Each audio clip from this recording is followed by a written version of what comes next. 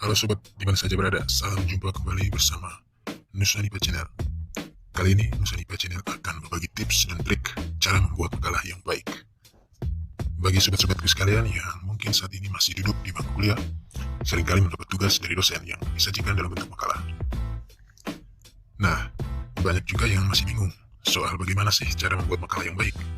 Alhasil, praktek copy paste, praktek SKSS atau sistem kebut semalam suntuk dilegalkan. Nah, untuk itu, pada video tutorial kali ini, Nusanipa akan berbagi tips dan trik cara membuat makalah yang baik dan benar. Ayo simak video berikut. Jangan lupa tekan tombol subscribe dan nyalakan lonceng. Jangan lupa tekan tombol subscribe dan nyalakan lonceng. Yang pertama sekali perlu kita pahami tentang apa itu makalah dan karakteristiknya. Beberapa definisi, makalah seringkali diartikan sebagai sebuah tulisan resmi atau uraian tertulis yang membahas suatu masalah yang dikemukakan untuk mendapat pembahasan lebih lanjut dan ditulis secara sistematis, disertai analisis yang logis dan objektif. Bagaimana struktur sebuah makalah? Makalah yang baik paling tidak terdiri dari beberapa subbagian. Bab 1, pendahuluan.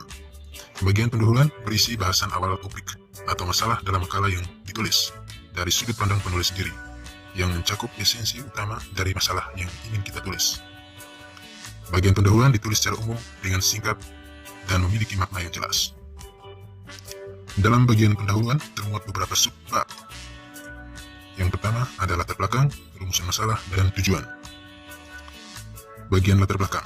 Bagian ini menjelaskan secara umum permasalahan yang akan ditulis, serta mengapa masalah tersebut perlu dibahas dalam sebuah makalah. Latar belakang ditulis secara jelas, logis, dan mudah dipahami. Latar belakang juga menjelaskan tentang fakta-fakta, data-data, kajian literatur atau referensi yang penulis temui, alasan yang membuat penulis ingin membahas hal tersebut. Di sisi lain, latar belakang juga merumuskan ruang lingkup tulisan agar pembahasan tidak membias. Yang kedua, rumusan masalah.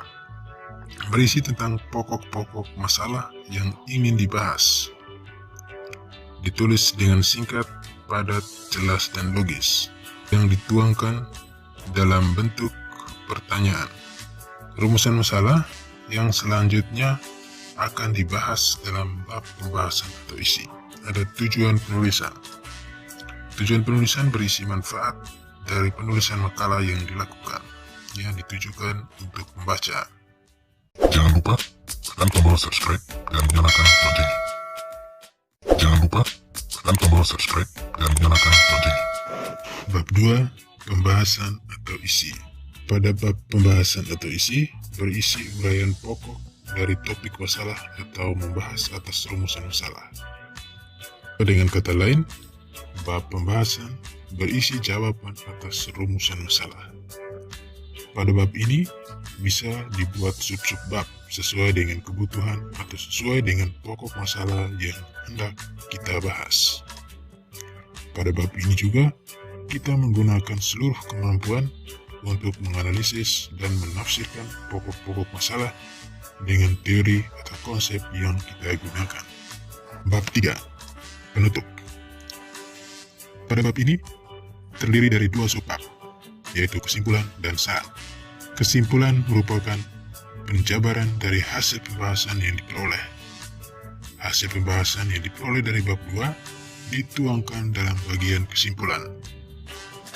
Pada bagian kesimpulan itu mencakup poin-poin penting dari pokok pembahasan yang telah kita tulis pada bagian sebelumnya.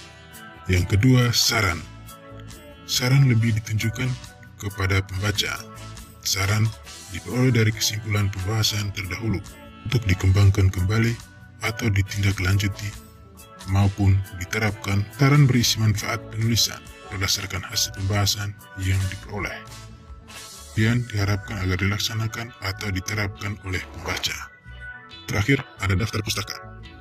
Daftar pustaka berisi referensi berupa buku-buku, koran, jurnal, e-book, majalah, blog, dan lain-lain sebagainya yang kita gunakan dalam penulisan makalah.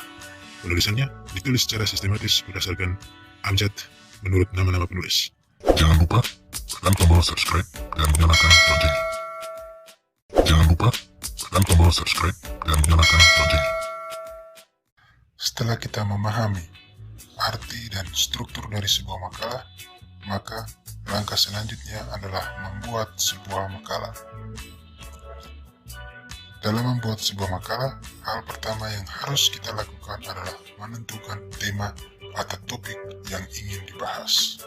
Tema atau topik bisa didapat dari membaca buku, berdiskusi dengan teman, membaca jurnal, membaca koran atau tabloid, membaca web atau blog, dan lain-lain sebagainya. Pilihlah tema yang sekiranya kita kuasai dan memiliki wawasan yang lebih dari topik atau tema tersebut. Yang kedua, tentukan judul makalah.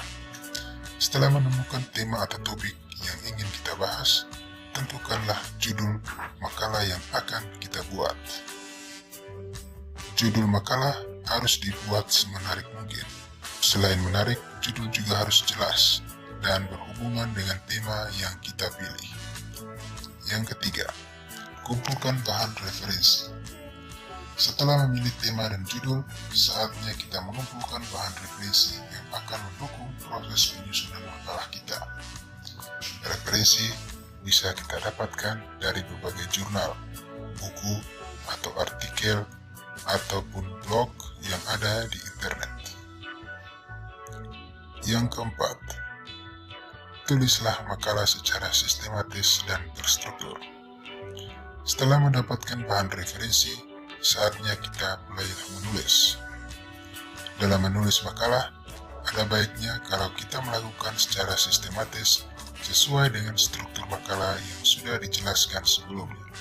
Mulai dari bagian pendahuluan, urusan masalah, tujuan, pembahasan, atau isi, dan kemudian ditutup dengan kesimpulan yang jelas. Jangan lupa, dalam penulisan makalah, kita harus berkutat pada data atau fakta yang ada.